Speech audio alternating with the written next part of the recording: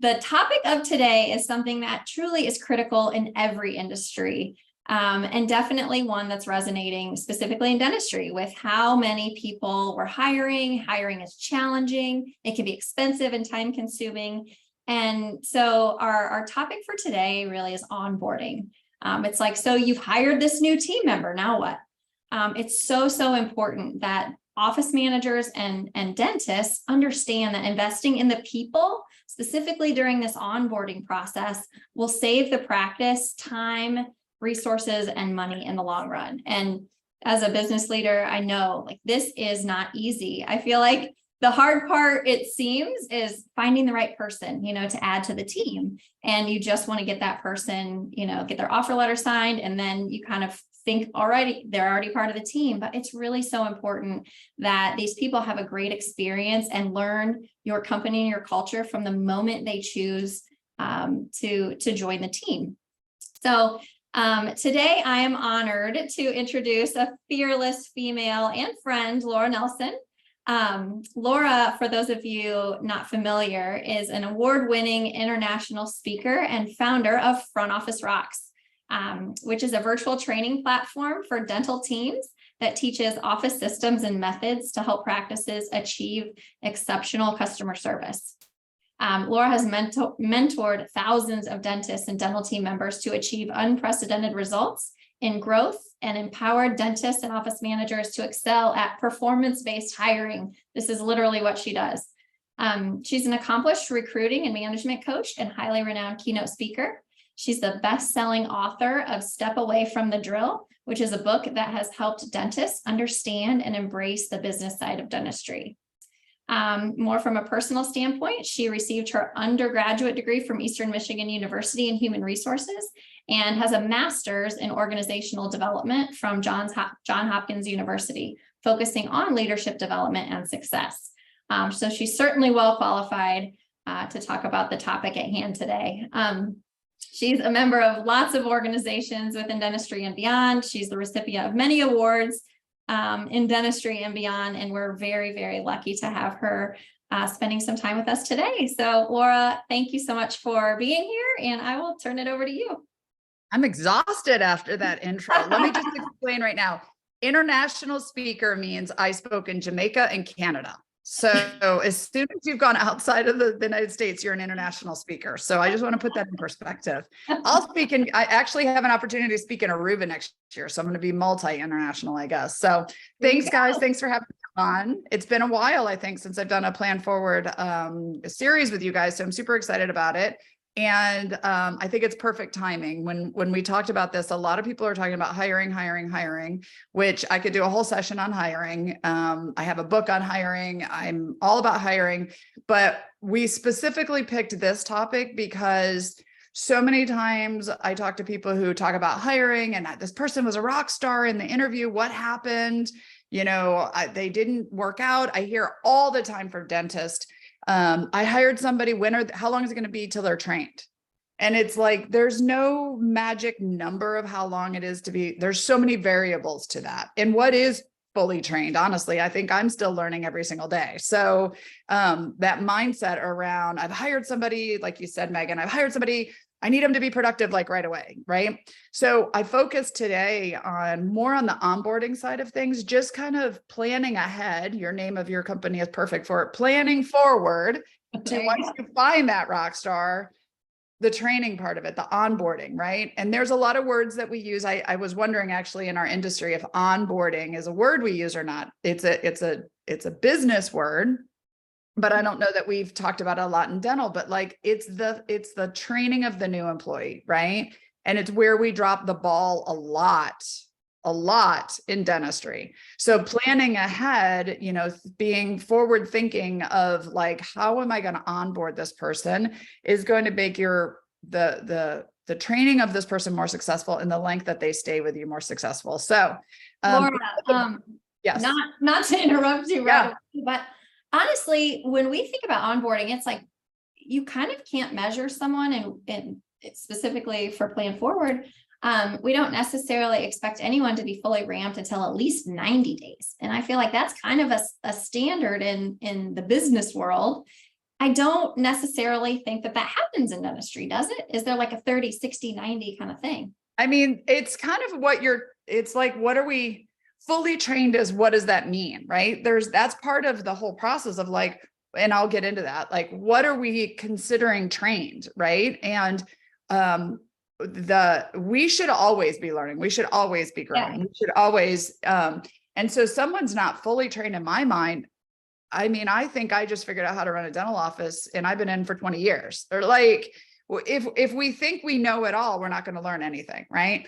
And so for me, it's like the 30, 60, 90 days, I think honestly, that's more of a legal HR sort of like save yourself, but I mean, somebody might work for you. I had somebody who worked for me for 5 years and she was amazing. And then she wasn't amazing because she hit a glass ceiling or her own ceiling and she couldn't get past it. And so for the next level I needed her to do, so it's all relative. And that's, and how much are you investing in your team and how much are you giving to them? Or if you train them and you say, okay, it's 90 days, you're off and running.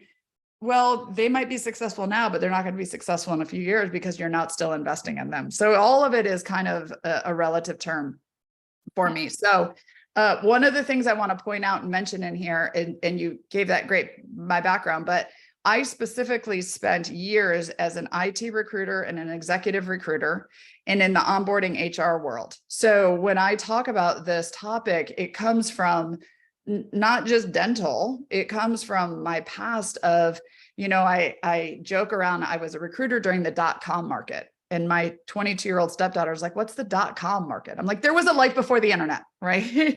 And we had to rush and hire and find people and get the right people and onboard them and do everything we could to entice them to come work for us when there was a lot of competition, which is kind of what I feel like what's going on right now, right?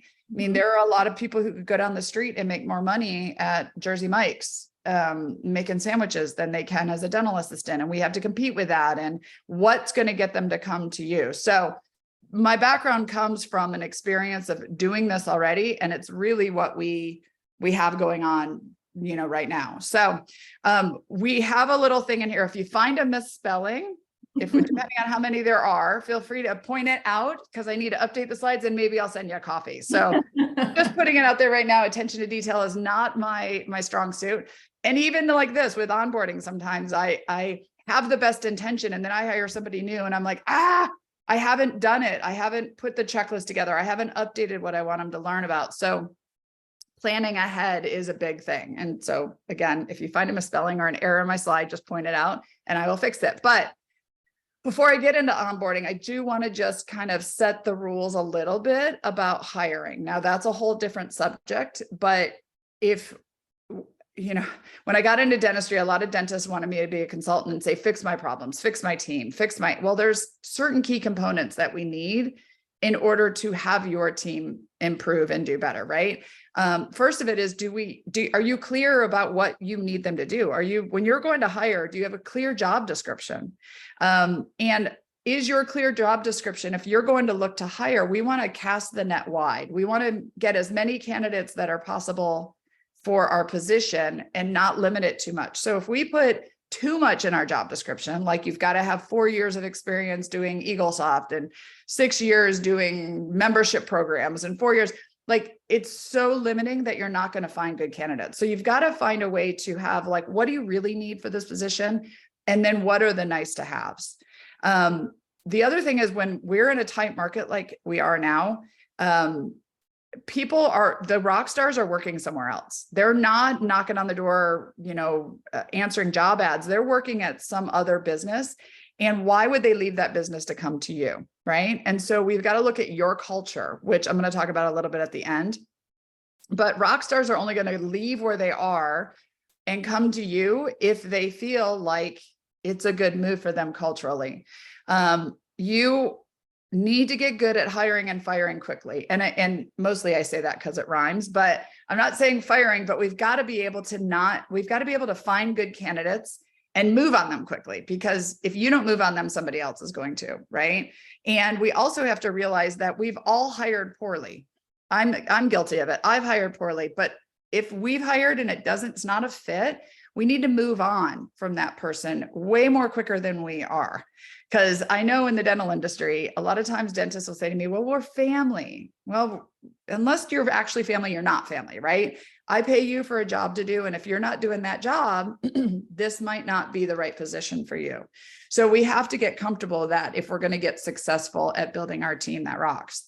And then don't make it hard to hire, meaning so many times we have like personality tests and backgrounds and this and that. And if you run your practice that way, that's great. But if you have them do a personality test, or you have them jump through all these hoops and it takes too long for you to get somebody and hire them, and you're not actually leading that way, then you're missing the rock star. So that was just kind of my setting the stage a little bit of like, you've got to make your hiring process efficient, effective, and done well, so that we can get the rock stars in the practice before we think about, or before we start the onboarding process.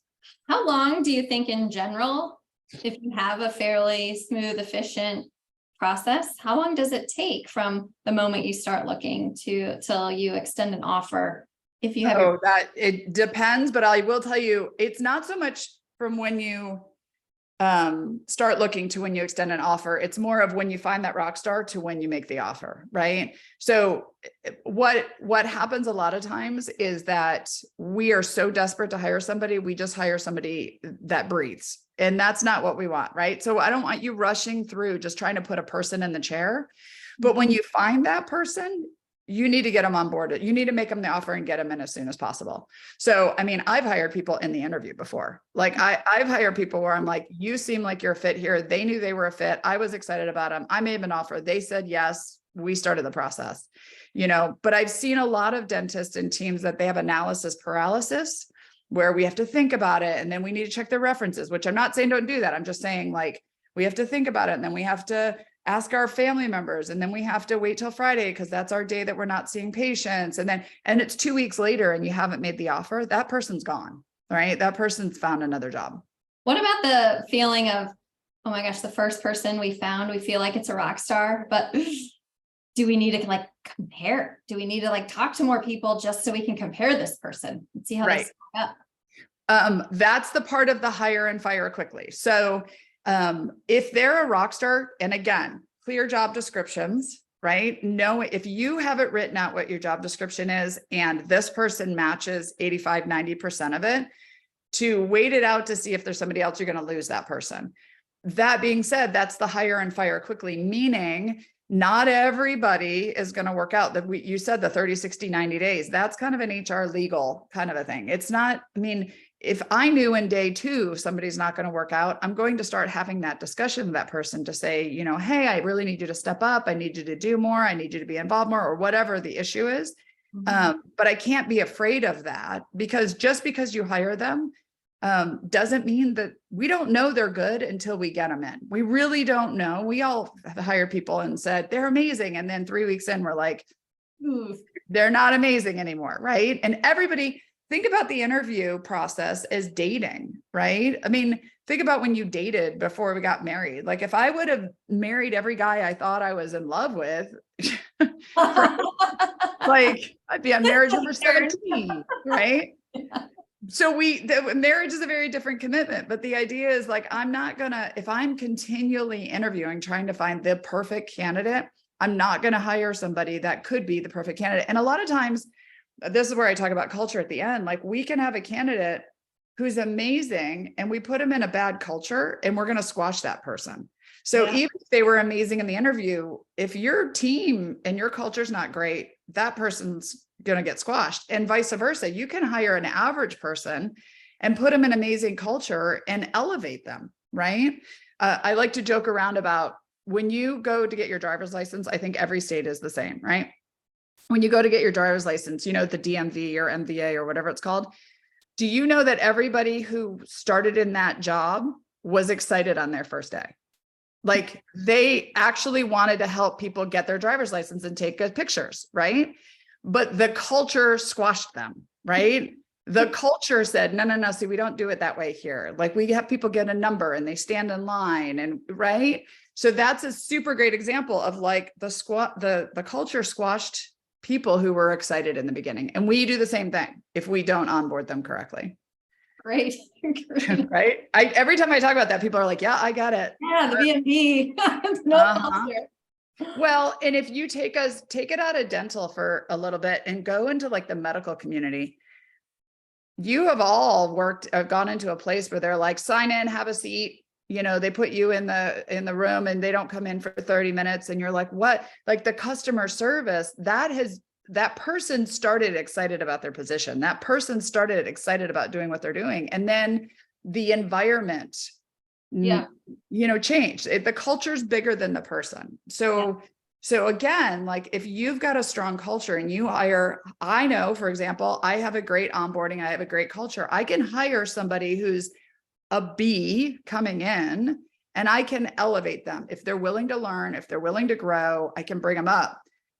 Versus I know there's lots of people who talk about, I hired somebody great and they're no longer doing great. Well, maybe it's not them. Maybe it's not your hiring. Maybe it's your culture. Maybe it's your onboarding, right? So you have to look at the whole package. Yeah. All right. So hiring doesn't stop with hiring. So like you said, great. Yay. I've hired somebody. Here's the offer letter. Go. How long does it take to them to be productive?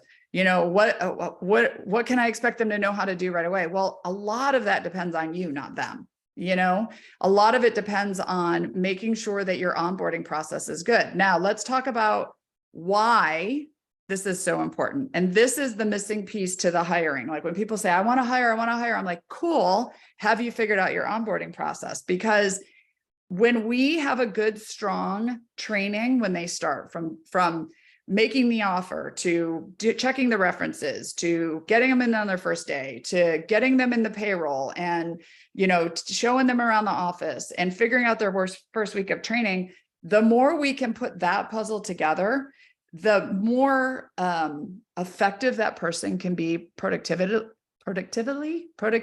wise from the beginning, right?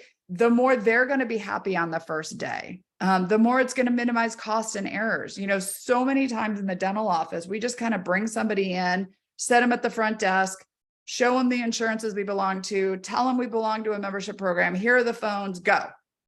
And then we haven't even trained this person. They're going to make mistakes.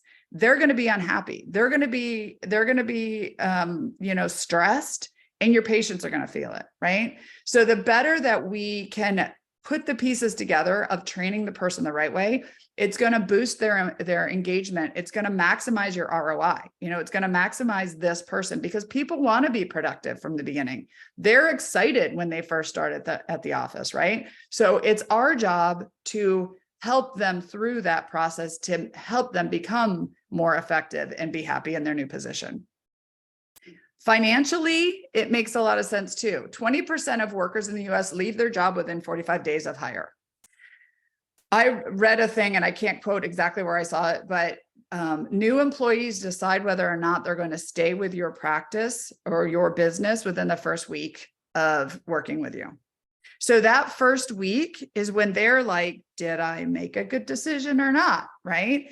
And when they're deciding that in the first week, it doesn't matter what you do 3 months from now, 4 months from now, because that first week was so key in their process of long-term length with you. I think that is, what's that? Do you think that works the other way too, where the employer evaluates that person? 100%. Yeah. Yes. And I believe, Megan, that when I say fire quickly, what I mean by that is many times we knew in the first week if somebody was going to work out or not, right?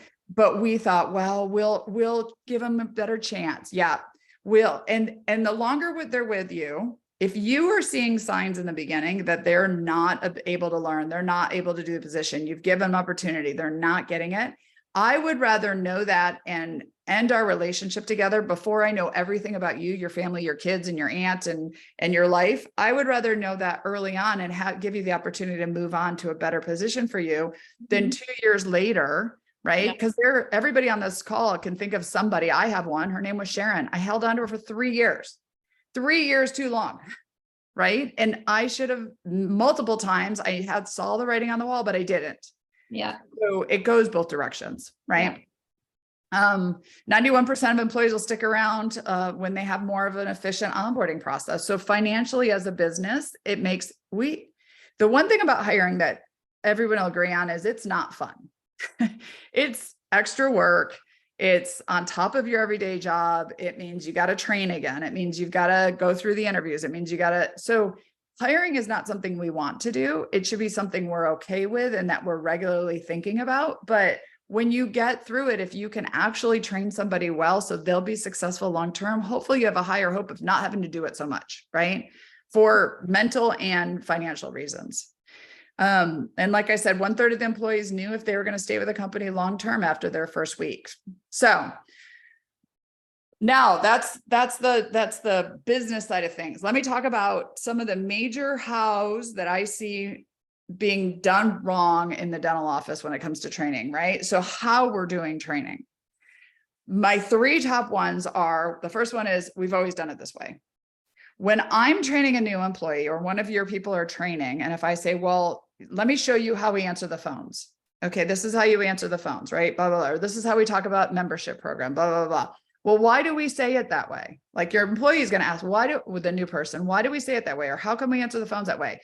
And if the answer from your team member is, we've always done it this way, you're failing when it comes to training your new employee or training any of your employees for that matter. When people are asking why do we do it this way? What's the purpose behind it? They're going to learn from the intention. They're going to be better at that task because they understand the importance of it, right? If the answer is we've always done it this way, because that's how Susie taught me and Sarah taught her that way before, and nobody actually knows why we're doing it this way, you're losing the intention behind everything we're doing. Everything in your office should have a why behind it. Why do we make coffee? Why do we have a membership program? Why do we offer financing options? Why do we turn over the right? Everything should have a why, because your employees need to know what's the purpose behind every little task that I do, right? Why do we want the kitchen sink cleaned up after lunch? Like all of these things have a purpose. So training needs to start with a purpose. What's the purpose of the task? The second training thing that we make a mistake on in the dental office is we throw the team to the wolves. Everybody who's listening to this, who's not a dentist, put yourself in the very first day that you were in your business, in your practice. Remember what that day was like. I mean, Megan, you were new to dental at one point. What was your very first day like when you started in a dental office? I was like, what is this prophylaxis? Right? Yeah. And most of the And I time scheduled everybody at the same time where the dentist had to be in like 5 places at the same time. Actually, if you think about it, think about the words that we use. Like I have a course called New to Dental specifically to help get past these words that we use, because when you're training a new employee and they don't know what a prophylaxis is, right? They're not gonna, it doesn't matter what you teach them about the coffee or the phones, because they're still thinking, what's a prophylaxis, right? And if they actually heard the word prophylaxis, they think it was dirty. Like what is that, right? So we're going to probe our customers? Like, I don't understand what we're talking about. Right. So many times we understand we understand how to answer the phones in the schedule, and we click and we do this and we're on this insurance plan and we do that. And we throw our new employees to the wolves. We throw so much at them. And then Megan, you might be teaching this new employee. And then I walk up and you're not there. And I say, no, you don't do it that way. You do it this way. This is how we do it. Right. And this new employee is like, what the, and then now, especially if they're not coming from dental, we got drills and needles and noises and smells, and our customers coming in saying they don't like us. And okay. So really understanding like that first week is vital to getting them long-term success, and stop throwing them just in it. Okay. And then lastly, just because one of your employees is good at a specific job does not make them a good trainer. So if I'm good at the schedule, right, and I'm super great in getting in there, moving the schedule around and changing, that doesn't necessarily mean I'm good at teaching somebody else how to do the schedule, right? Many times, if you've ever seen it, there are team members who will say, this is how you do it. And if the person doesn't do it right, they're like, move over, I'll do it myself, right? Just move over, I'll do it. That is somebody who's good at the job, but they're not good at training. We need to understand when we are bringing a new person on, we need people who are good at training, because training means explain, show, give an example, let them try, let them fail, come back, show them again, right? There's steps to training. And many times we're so busy just trying to like get through the day-to-day operations. The last thing we want to do is sit and have somebody do it and do it slower and do it wrong and have to fix it. And so we slide them aside and say, just let us do it. And that's not a good way to train a new employee. Question came in actually, and maybe you'll get to this, but the question really, I mean, what you've kind of been talking about is sort of like an office manager, an administrative person is training another team member, or like an assistant is training another assistant. Yep. The question is, how can a dentist hire and onboard an office manager so that they can hire and onboard staff, considering in most practices, there's a dentist and you have very limited time. So anything we're training should always start the same way, in the sense of what do we want them to learn? So what's a clear job description? So as a dentist, if you're looking to bring on an office manager, what are the tasks that this office manager is going to do, right? What are the things? If you are an office manager or you're a team member and you're going to hire somebody and train somebody to be the receptionist, okay, well, what are they going to be responsible for, right? So clear job expectations, and then clear direction to each one of these tasks to do, which I'm going to talk about. And as you're doing them, you now are either writing out the steps of how you want them done, or you're filming a video, or you're getting a resource that you can help them learn how to do it. And everything you teach on should start with why. So why is it important that we turn over the room a certain way? Why is it important we sterilize instruments a certain way? Why is it important that the phones get answered by the third ring? We don't just want to say, we do it this way just because, but we do it this way because our patients deserve the value of calling our practice and having somebody answer the phone. So first defining what this person's going to be doing, then putting the purpose or the why in, and then putting it in, which I'm going to talk about in an order that the person can learn step by step. Okay, so let me get through another mistake that we make, and then I'm going to go through the whole, like, how to put it together in a organized fashion to teach them. So the last ones were kind of the how mistakes. These are the what mistakes. Okay, what I would suggest, and this is great, this is really good question for the office manager, and then as you're bringing new people on, there are 3 areas that I wouldn't let a new employee touch until they're fully trained in your practice. Now, I should say 4, because 1 would be clinical. We don't want them to do anything they're not legally allowed to do. But outside of that, the 3 areas that I feel that in the dental office, we kind of throw people in and let them figure their way around without fully training them correctly is the telephone, the schedule, and the financials, or the insurance side of things. So telephone, that's the most important piece of technology in your dental office. That we pay thousands of dollars to get that phone to ring. And many times we take a brand new employee and we sit them in front of the phones and we're like, here you go. Here's what we belong to. Here's the insurances. Here's how we answer the phones. Go. We should not be letting new employees answer our phones until they're fully trained. The second is the schedule. Like you said, you put 5 prophylaxis or whatever you called it across, right? That schedule is the backbone to the practice. Like that schedule runs all of us, right? And we don't want anybody fully working in the schedule until they're trained in it, because not only are you messing yourself up, you're messing the whole team up, the whole practice, because this person doesn't know what they're doing and they're making appointments too long, too short. They're moving things in it, so that nobody should be touching the schedule unless fully trained. And then lastly is the financials. The number 1 complaint on the internet, if you go read about dental offices, is that the financials were wrong, right? Like we estimated the insurance wrong, we balanced the patient, we paid, the balance was off, whatever. When we have somebody who in the beginning starts entering insurance or membership programs or financials incorrectly, that lasts the lifetime of that patient, because now that plan was put in wrong, that percentage, that code, that this, that. And now we have a disgruntled patient on the back end who from the beginning was all because we didn't train that new employee correctly on how to do that. So those are the 3 areas I would say we tend to let people have access to when they're new. We shouldn't until they're fully trained in those areas. Mm-hmm. Okay.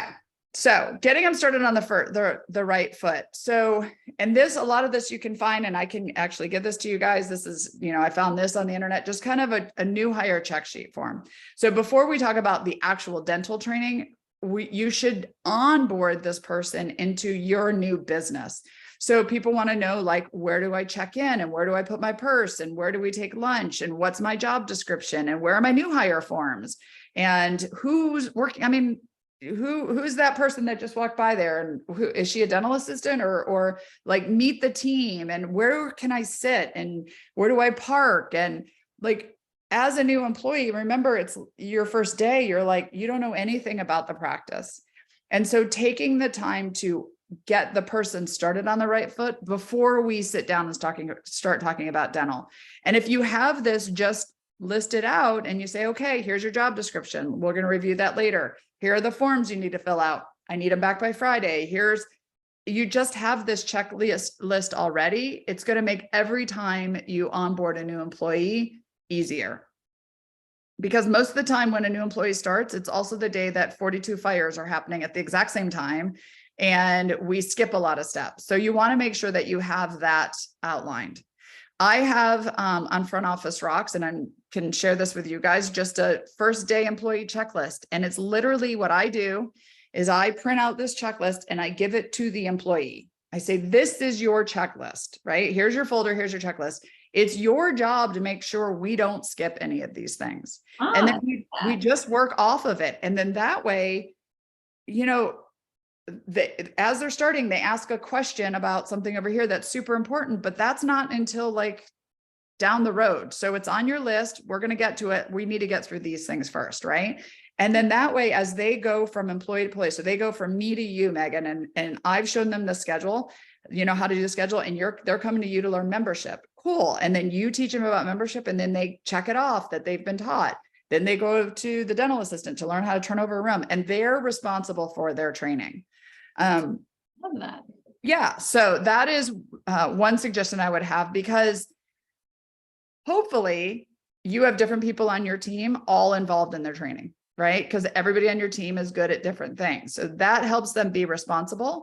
And then what I have is things that they need to do. So when there's downtime and we're crazy busy, they need to read the homepage, for example, of the dental office, read the About Us page, watch a video on Front Office Rocks about, insurance plans, look in our membership program and read the brochure about it. So this gives them a checklist of training that we want them to do. And if you think about this ahead of time, and as you're planning for this new employee, saying, well, what is this employee going to be responsible for knowing how to do? And then start putting the list together now before they start, because then you have a list ready to help them when they come in. All right. Any questions on that? Are we good with that one? I didn't see any other. No, yep. No questions yet. Okay. Remember, if you guys have questions, put them in here. All right. So that's the planning forward part. Okay. That is what are you hiring for? What are they going to be doing? And under that, what do they need to know? And they don't need to know everything all at once. They don't need to be taught everything all at once. They also don't need to be all taught by listening to you speak, right? Everybody learns differently. And so talking about adult learning, people learn when they're motivated by relevance. Like, what does this mean for me, right?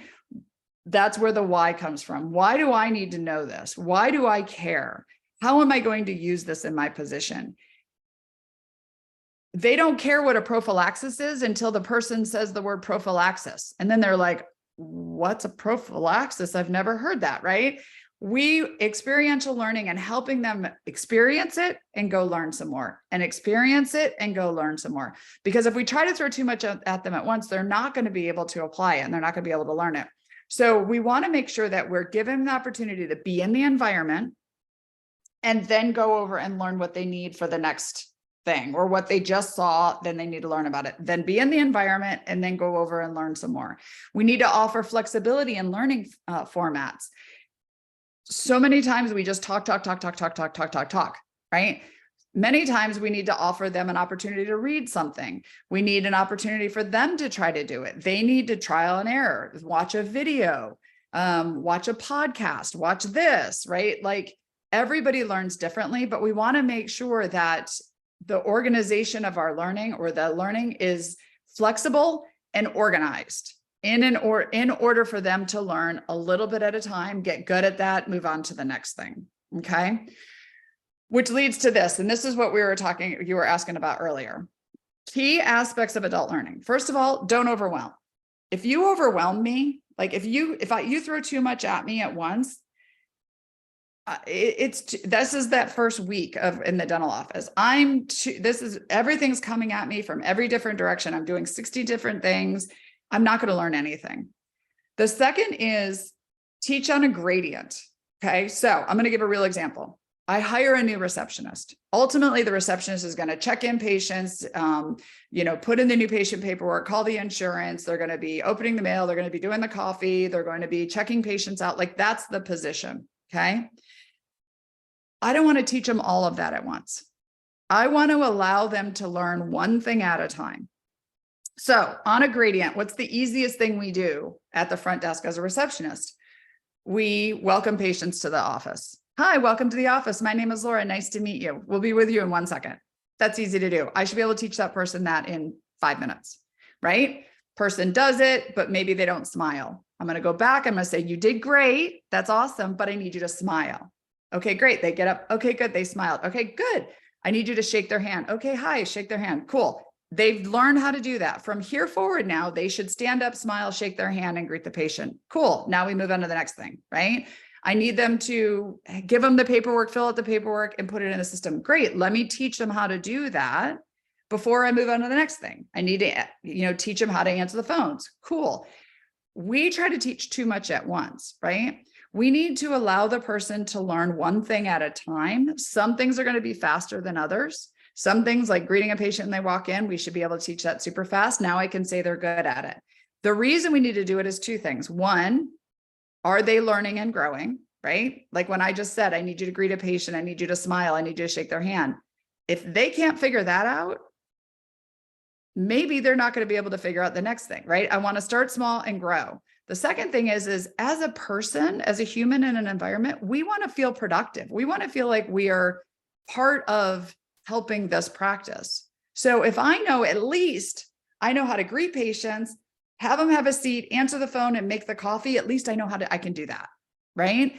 I might not know insurance yet. I might not know membership program yet. I might not know how to turn over a room, but I know how to do something, and I can help in that area when things are going crazy, right? So that we've got to realize that this check sheet that you've put together now, what's the easy stuff we can teach them? And let's make sure they can do it. What's the next level of stuff they can do? And let's make sure they can do it. Let's not do everything at once. And this is where we were talking about Megan at the beginning. How long does it take to train somebody? That first part, greeting patients, answering the phone, whatever greeting patients, that should take 10 minutes. If they can't figure that out at the end of the first day, this might be a sign we have a problem, right? Making coffee. If I've shown them how to make coffee for the reception area 4 times and they still won't get up and make the coffee, if they still don't do it right, if we have a flood in the coffee area, this person's probably not going to work in our computers very well. They can't even figure out how to make coffee, right? So that's how at the end of the second or third day, I'm like, I don't know if this person's going to work out. I haven't invested 3 hours teaching them insurance because they can't even greet patients or make coffee, right? When I see that we're moving forward, then how long does it take to learn scheduling? I mean, I don't know about you and me, but it probably took me a good 2 weeks to really fully understand our schedule, understand how to move things in the schedule, understand what the doctor's procedures were. So I think at the end of 2 weeks, somebody who's specifically learning scheduling, that's how long I'd give them or whatever, right? But what's realistic for you? When are we fully trained? That's such a vague term. It really depends. What is a realistic time frame for that thing on the grading of learning things? Yeah. All right. So hopefully that helps. Again, this isn't like there's no magic pill to this. It's more of, understanding what we want them to learn, understanding, in order of easy to harder, right? An office manager is not going to come in and be an office manager for your practice in the first week that they're there. right? An office manager needs to come in first and be a receptionist, and they need to get good at that. Then they need to be a scheduler, and then they need to be good at that. And then they need to be an insurance coordinator, and then they need to get good. And then eventually they're going to be an office manager, right? Now, somebody with experience should be able to come in and become a scheduler faster than somebody with no dental experience, right? But again, you run your schedule different than the office that they used to work at. So they have to unlearn old habits and learn new habits. They have to learn your culture. So we have to make sure that we're investing in them to give them the best opportunity possible to learn that part of the job. Okay. And the best investment you can make is in your team. The highest expense we have in the practice is payroll. The biggest headache every dentist has on here is employees, right? The best investment you can make is to invest in your team, to make sure that we're teaching them well from the beginning, in the chance to give them access to the training that they need. Now, that's where I come into play at Front Office Rocks. I started Front Office Rocks 10 years ago because if I had to explain what in and out of network was one more time to a new employee, I was going to beat my head against the wall, right? I was like, there's got to be an easier way that we can teach the basics. What is a prophylaxis? What is in and out of network? What is a membership program?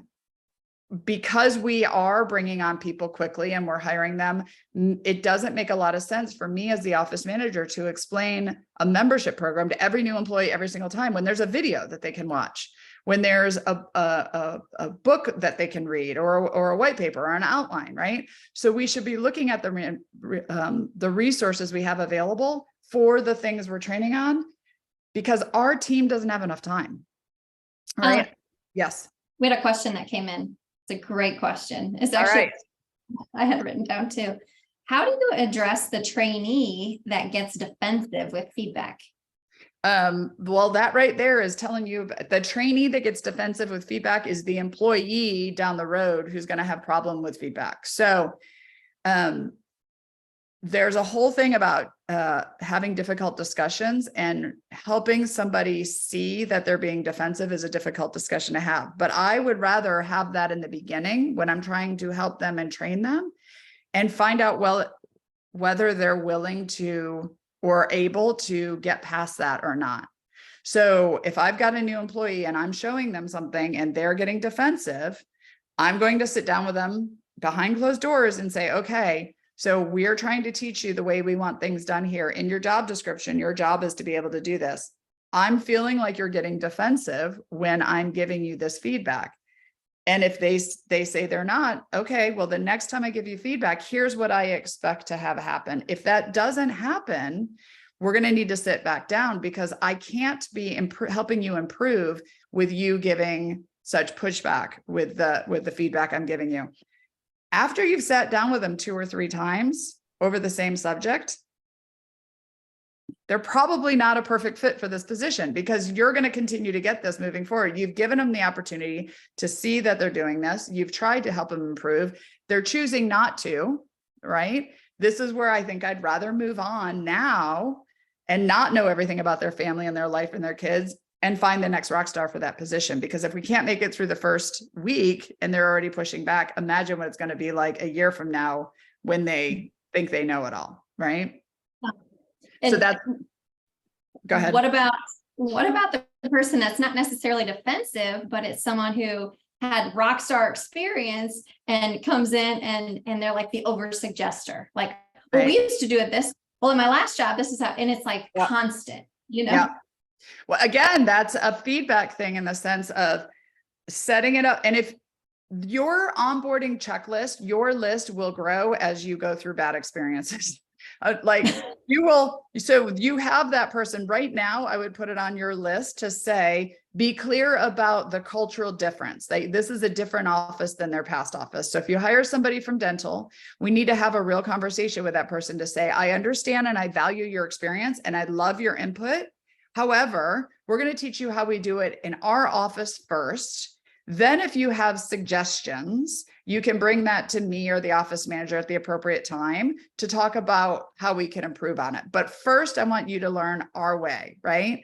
And if they don't stop, again, I've explained this to you.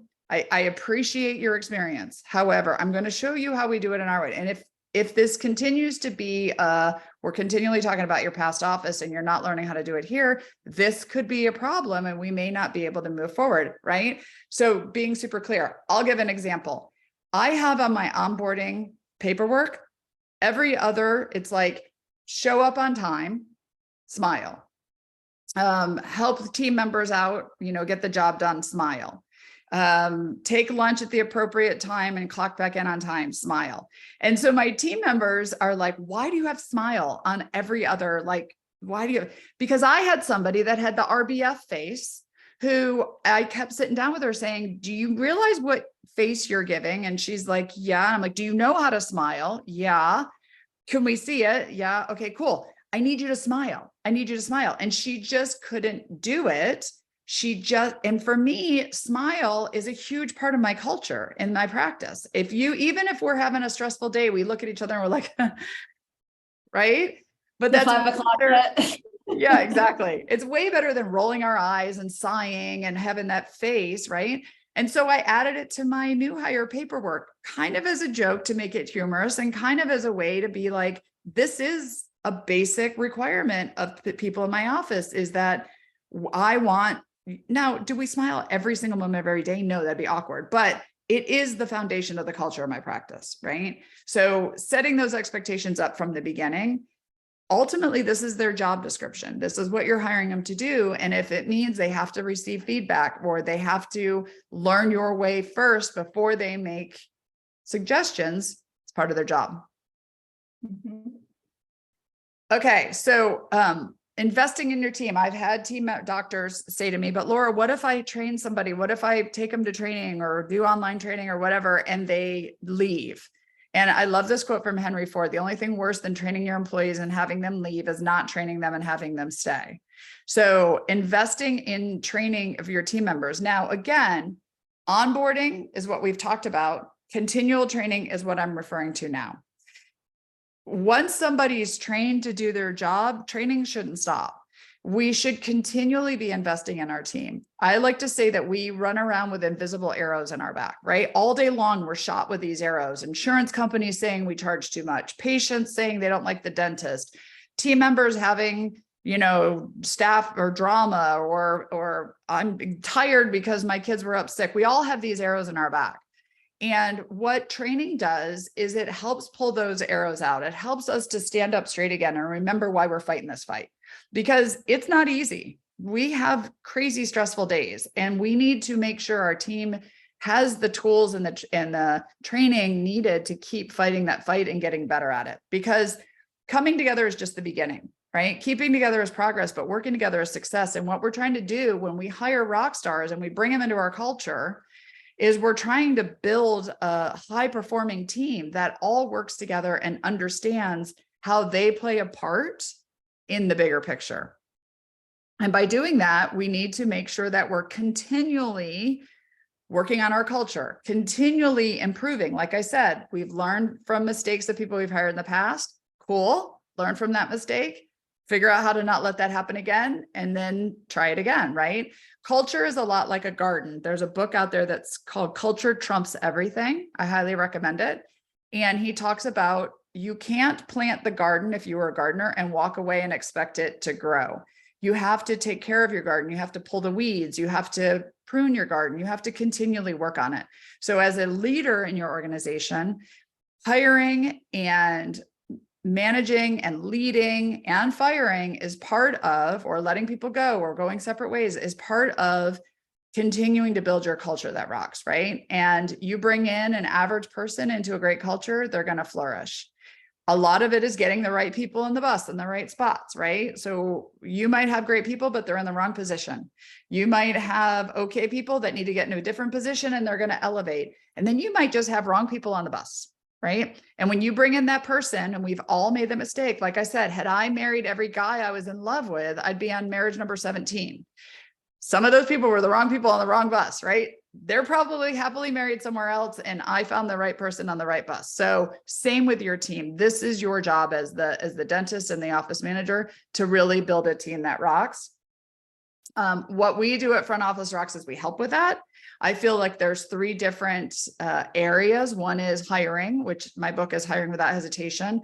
Second is leading, which is step away from the drill. So you got to hire the right people. You got to lead them the right way. And then you need to train them. And that's what we have at Front Office Rocks. So Megan and Janelle, I told you at the beginning, I'm going to show you, you guys are the first to see socially, publicly out there, what Front Office Rocks is building and what we have. So Front Office Rocks has been around for 10 years and we've always had hundreds and hundreds of hours of training, but it's always been sort of kind of my brain dump out into a website. It's now a whole community. We have the training videos that are available for dental assistants, hygienists, front office, marketing your practice, office culture, patient. So all organized in an area for your dental team to collaborate together on the training. And then on the top left over here, I'm not going to show it yet because it's not out to the public yet, but we have a whole community and conversations part. So we have a social side to Front Office Rocks. And in that social side, it's people who are investing in their team who now are getting the training and they're coming over and collaborating and talking about it and getting more help and asking questions. And I'm doing coaching within the program. And we have other people who, for example, I would love to have Plan Forward involved in a membership conversation. And how do we grow our membership program? And how do we start a membership program? And having a whole conversation around topics that matter in the dental office. So congratulations. That is amazing. Thank you. Thank you. I'm excited about it. No kidding. And like so easy to navigate, it looks like it's organized. Yeah. You can find what you're looking for. That's amazing. Exactly. So we have a special, if you're not Front Office Rocks member, $100 off the first month, use the code FORX Plan Forward. And that's it on my end. Do you have questions, Megan, or thoughts, or hopefully that gets everyone planning forward for their next new hire? Absolutely. I mean, there aren't any questions in the Q&A right now. If you guys have questions, well, the one question that came in is, can they get checklists? I said the checklist that you shared. So I don't know if that's something on Front Office Rocks as a member, or if that's something you're willing to share. Ours are going to be specific to Front Office Rocks. I mean, we can share it and you can adapt it and change it. But mine will be, because we specifically teach, these are the things that people should, like, for example, like the importance of greeting a patient the right way when they walk in the door. Like that's one of the first videos we recommend somebody watch, so that when you're sitting in the front area. Yeah. So, but I can share it and they can adapt it or change it to make it theirs or join us. Okay. That's perfect. I think just the big thing that I'm hearing, and something I think as a business leader that can be overlooked, is how important it is to be prepared. And this isn't something that, you have to reinvent the wheel every single time you hire, but getting your process in place and on paper and being organized before you start bringing new people on is so critical to making this a good experience and giving you the best opportunity to get an ROI on these people that you're investing in.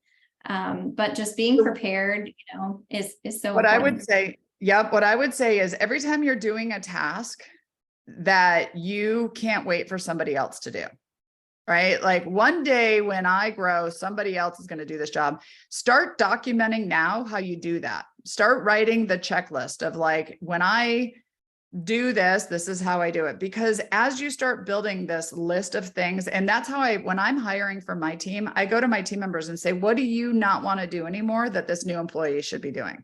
Right. And so if they don't want to do insurance anymore, or they don't want to answer the phones anymore, great. Let's start documenting now how you do those things so that we can hire somebody who can take that off of your plate. Right. But start documenting now. Don't wait until the week before you hire somebody and then go, let me think of all the things I'm going to have them do. You've got the time now when you're doing it to get it written up or film it or use videos or whatever, so that way it's easier to train them when they do start. That applies. I love that. Oh, go ahead. So I was going to say that applies to the dentist also. Like if there's something procedure you don't like to do, make note of that. And then when you're ready to hire an associate, you want to hire an associate who loves to do that job. It's the same thought process with your team. Same also because I have this issue with our dentist who would be like, oh, my dental assistant never does this right. My dental assistant never does that way. Okay, cool. Let's write up how you want it done. right? Right. Maybe you train them or not, but at least now for the next dental assistant you hire, you're going to train them the right way, right? Or the next person who you bring in, you're going to do it the right way. So really start when you're feeling that energy, document it, right? And whatever it is, whether you're just, voice text it to yourself so you don't forget, or write yourself a list and put it in your Google Docs or Drive or whatever, but start the list now, because you're going to hire somebody. Have you ever noticed, as soon as you think you have the whole team and you're never going to have to hire again, somebody either quits or gets pregnant? And I then, was gonna say, get pregnant. yeah. And then all of a sudden, here we are again. Like, I just got the team photo done. It just went on the website and now somebody's quitting or just had, so we should always be hiring, always be thinking about it. We do have one last question. It looks like they wanted to know, related to the first question, does Front Office Rocks help the dentist learn how to hire and onboard an office manager, and what resources are available to that dentist? Yes. So we have a whole office manager section available to help train new office managers. We have a doctor section too, which helps get you in the right mindset, leadership wise. Our Front Office Rocks is $19.99 for 2 years. So it's basically a Google resource for you to go to for everything you need training, or $249 a month. And then we offer a mastermind coaching program with me specifically once you're a member. So once you're inside the community, if you need more help one-on-one in onboarding or training your new office manager, we can definitely talk to you about that. So the answer is yes, yes, and yes. Depending on what you need, we can adapt for you. Awesome. Laura, I love your approach to adding to your team, because first it sounds like you go to your team and you're like, what do you not love doing? What's not fueling you? Let's bring someone else in to do those things. So A, you're going to keep that person happier. Right. And B, you're going to bring someone else in to do this task that's not fulfilling someone, and maybe they'll be really good at it because that's specifically what you're hiring for. Right. Instead of sitting in, like on the pillar or, high on a pedestal thinking, okay, this is what I think we need. We're going to hire and we're going to plug that person in without even, kind of talking to the team about what do we need. And there's two other reasons for that too. One is if you start hiring or you start interviewing, or word gets out that you're actively looking, your team members will start gossiping about who's getting fired. So when you can stop that ahead of time and say, I'm not firing, I'm planning ahead, even if we're not hiring for 3 or 6 months, I'm planning ahead. That's one thing. Two, well, actually there's 3 reasons. 2, they can start documenting how to do those things they want to get rid of. And then third, they're going to buy more into onboarding that person correctly, because they are now giving off tasks that they don't want to do. So they're going to be invested in the success of that person more so than if you just plop somebody in and say, here, teach them what they need to know. If they know that them teaching well means they don't have to do whatever they don't like anymore, they're going to be more invested in that. Yep. One other question just came in. It looks like Front Office Rocks is merging a lot of content on May 31st. Does this mean new content is coming? Yes, 100%. So one of the biggest complaints at Front Office Rocks has been there's so much content, we don't know where to find it. We don't know how to get it. We don't know where it is. So we've merged everything on May 31st. Everything is organized, and then we are launching all new content. I've been asked for new content for a couple of years, but because there's so much out there and I didn't know where it was myself, I've gone through everything and put it into the categories. So now I know what's missing, and now I know where we're going to add more. For example, I have very little on membership. So we're going to do some membership conversations in there. I'm going to do more on marketing. We're going to do more on onboarding and hiring, because that's a hot topic. So yes, that's 100% what's happening. Plus a lot of other good fun stuff I can't say right now, but watch us in June and July. Front Office Rocks is going to be a whole new company. That's incredible. Well, we're a little past time actually. So thanks for staying over. Hopefully everybody found a lot of value in this. Laura, thank you so much for sharing your wisdom and your experience with us. If there are any last minute questions or any burning questions that come up later, feel free to pass them along to us. We can try to get you in touch with Laura or get you connected with the Front Office Rocks team to try to get these answered. So definitely take advantage of the savings that Front Office Rocks is offering with this discount code right here. And thanks again for joining, everybody. Have a great day.